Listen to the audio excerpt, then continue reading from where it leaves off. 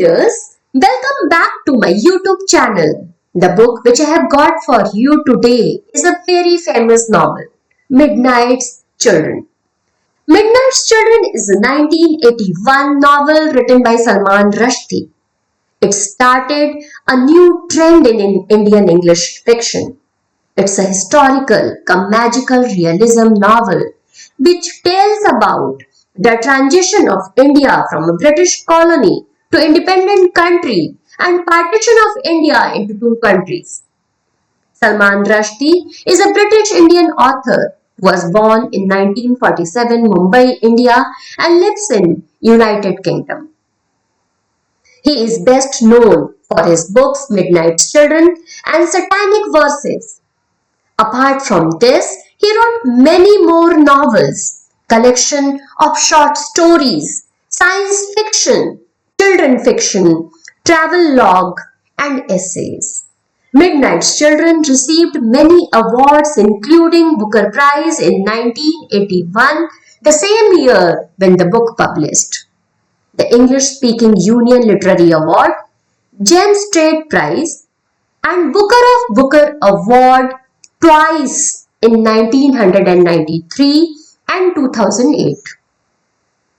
Midnight's Children draws its title from the hour of India's independence, 15th August 1947. There were 1001 children born on the midnight of India's independence with special powers. There are different themes of the novel. The first theme is history and individual. The second theme is colonialism. The third theme is fragmentation, migrancy, and memory.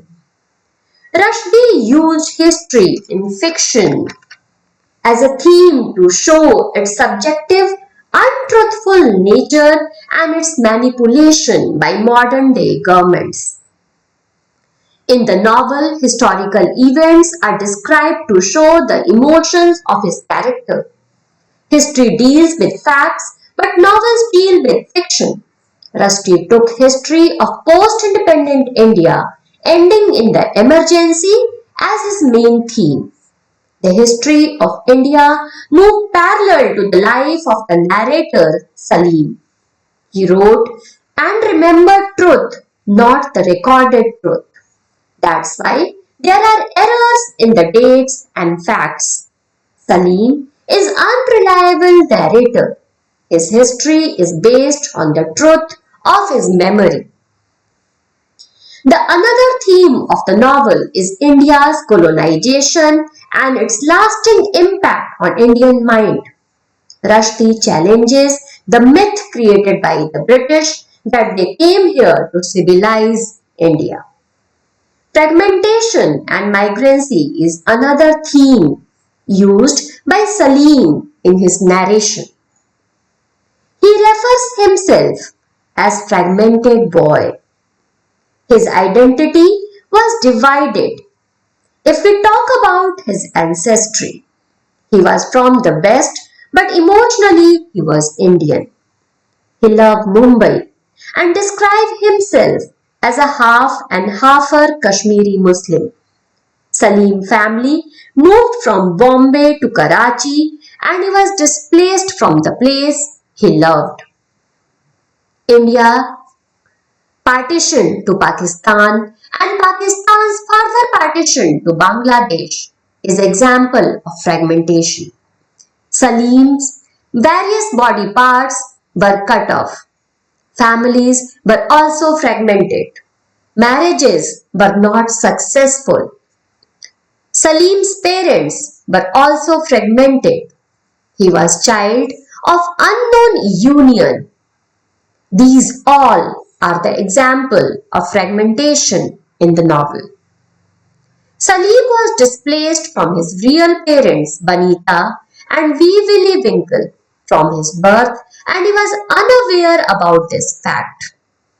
When he discovered that his blood group did not belong to neither his father Ahmed nor his mother, at that time he was again displaced and sent away to Uncle Hanif and Aunt Pia's home. Salim uses his memory to narrate his story. He selects, eliminates, alters, exaggerates, minimizes, and glorifies his story based on his memory. Memory helps him to put together his fragmented past. The book is divided into three parts. The story starts with the narration of Salim Sinai, the protagonist of the novel. He is narrating his story to Padma. Padma is Nati or listener to whom the Sutradhar Salim narrates his story. The book is written in the first person narration. Salim wants to write an epic or a magnum opus or important work equal to Vedavyasa Mahabharata. Vedavyas also narrates his story to Ganesha. In the same way, Salim is narrating his story to Padma, fearing that he is going to die. Padma is Salim's companion with whom he marries at the end. Salim starts his story with his date of birth 15th August 1947. He was born on the same day when India got independence from the British Empire. He goes into flashback 30 years back to Kashmir and starts his story before his birth in year 1915. He first tells the story of his grandfather Adam Aziz, who returned India from Germany, and his grandmother Naseem. His grandfather Adam Aziz was a doctor and Naseem was his patient. They fall in love and married in 1918 after the World War I and shifted to Agra. In Agra, they had 5 children, 3 girls, Alia, Mumtaz and Imran, and 2 boys, Mustafa and Hanif. But soon after the marriage, they realized that they were not compatible to each other. Adam entered into politics and became the follower of Mia Abdullah, who was activist and had anti-partition stance. He and his assistant Nadir were assassinated. Mia Abdullah died and Nadir hid in the basement of Adam Aziz's house. Naseema was against it, but he got permission. While he was living in the basement in hiding, Adam Aziz's second daughter Mumtaz fell in love with him. They both secretly married and lived in the basement. 2 years passed and Mumtaz fell ill. When his father did the medical checkup, he found that his daughter was still virgin after 2 years of marriage. Nadir ran away and divorced Mumtaz. Mumtaz remarried with Ahmad Sinai, who was a merchant, and he changed her name to Amina, and they shifted to Delhi. Amina was pregnant. One day, while helping a man, she goes to a fortune teller who told her that her unborn boy will be of the same age of his country and he will have extra power in his knees and nose. Ahmad and Amina shifted to Bombay when their factory was destroyed by a terrorist organization. They purchased a house from an Englishman, William Methwold, who was returning back and had a huge estate on the top of the hill. Willy Binky, a poor man, and his wife Banita were the servants of William Methwold. Banita was also pregnant. Banita had an affair with Methwold which was unknown to her husband, and he was the true father of their unborn child. On 15th August 1947, both the ladies gave birth to a son in a clinic where a midwife, Mary Pereira, exchanged the name tags of both the newborn babies as a revolutionary act of exchanging the fate of rich with poor. Banita died soon after giving birth to a child who was assumed as Amina and Ahmed's son Salim, narrator of this story. Their own biological son, Shiva, was raised in the slums by a poor man. Second part of the book starts when Mary felt bad about exchanging the children, and with a sense of guilt she devoted her life raising Salim as nanny. Salim's birth was very significant as he was born exactly at the time of Indian independence. His birth was center of attraction.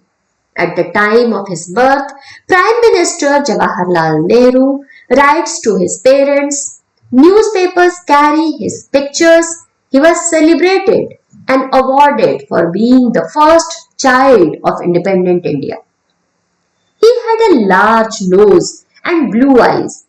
He was teased by the other children for his long nose. He also had a sister, Brass Monkey, younger than him. Salim was not a normal child. He discovered that he had special powers. One day, when he was hiding in the bathroom, he saw his mother bathing there. When Amina discovered this, she gave him punishment of remaining quiet for a day. At that time, he realized that he has the power of telepathy and he can understand what others are thinking. Eventually, he realized that he can understand and hear the thoughts of other children born during the midnight of independence of India. Out of 1001 who were born, only 581 children were alive now. He realized that they all have magical powers. Salim also found out that Shiva, the other boy born with him, has a powerful niece and he was able to kill anyone with his strength. Salim wanted to celebrate his 10th birthday with remaining 581 children.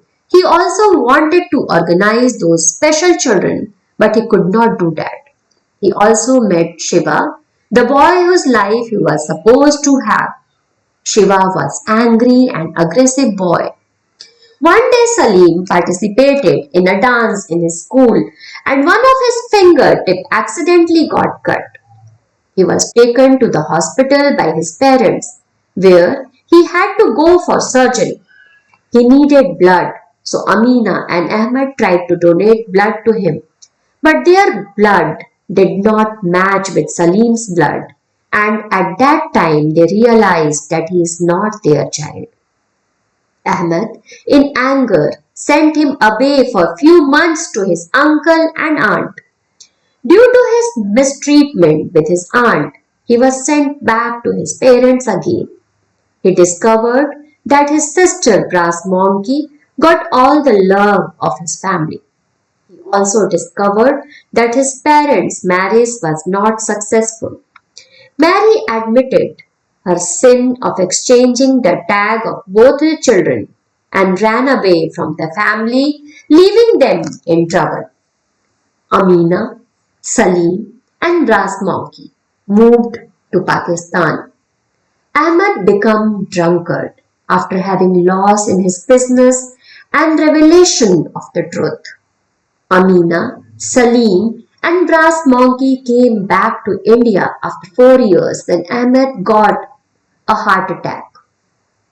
Salim had serious sinus infection and he had to go for surgery.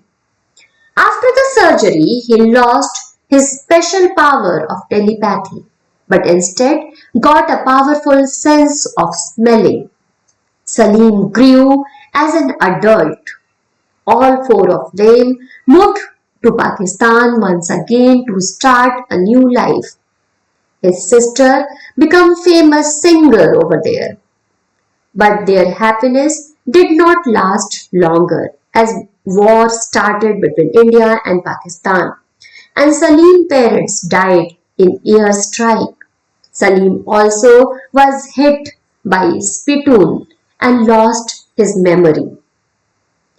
The third book starts when Salim, after some time, joined the Pakistani army. He was sent to Bangladesh during the war. He was leader of a group of young soldiers. He was sent for a dangerous trip in the jungle of Sundarban. It was a very dangerous trip, but Salim found his identity and told his entire life story to his companions. But before they could escape from the jungle, all his four companions died. Salim returned back to Pakistan and he met Parvati the witch, one of the powerful female midnight child, next only to Salim and Shiva because she was born just 7 seconds after midnight on 15th August 1947. She was having special magical power. Parvati, with her magic, smuggles Salim back to India. In India, he first lived with his uncle, but his uncle was suspicious about him. So, he shifted to Parvati's house. Parvati wanted to marry him, but he refused. Despite her power, she was unable to attract Salim towards her. She started an affair with Shiva and became pregnant. Shiva and Parvati are the mythological characters of Hindu religion. According to Hindu mythology, Parvati is the wife of Shiva. Here, author has used the symbol of Shiva to do destructions. In the novel too, he is shown doing destruction. He ended the council of Midnight's children. He is violent and robust. Finally, Salim married Parvati so that her child gets a name of a father. At the end, Rushdie mentioned Prime Minister Indira Gandhi and her son Sanjay Gandhi. Indira Gandhi imposed emergency. She believed in magic and came to know about those midnight children. Shiva helped her to know about Salim and his power of telepathy. She used his power and gathered all the young men forcibly and ordered them to sterilize. She knew that surgery will help to lose their power. Parvati died. Salim took care of her son. Salim also grew older and ugly and was close to death. He went to Bombay, his favorite city, with his son and visited a nightclub. He realized that the pickle which he was eating had a familiar taste. He visited a nearby pickle factory which was owned by Nanny. They were happy to see each other. She took care of him and his son. He also found Padma there. Salim decided to marry Padma and narrated his whole story to her. Salman Rushdie used ancient Indian storytelling tradition to narrate his story. He got his inspiration from Panchtantra and Arabian Nights. Salim also narrated and wrote his story, which was a potpourri to Padma, who was illiterate. Like a Chinese box, there were many stories within a story. I hope you liked this story. Please do like and subscribe my channel. Thank you for watching.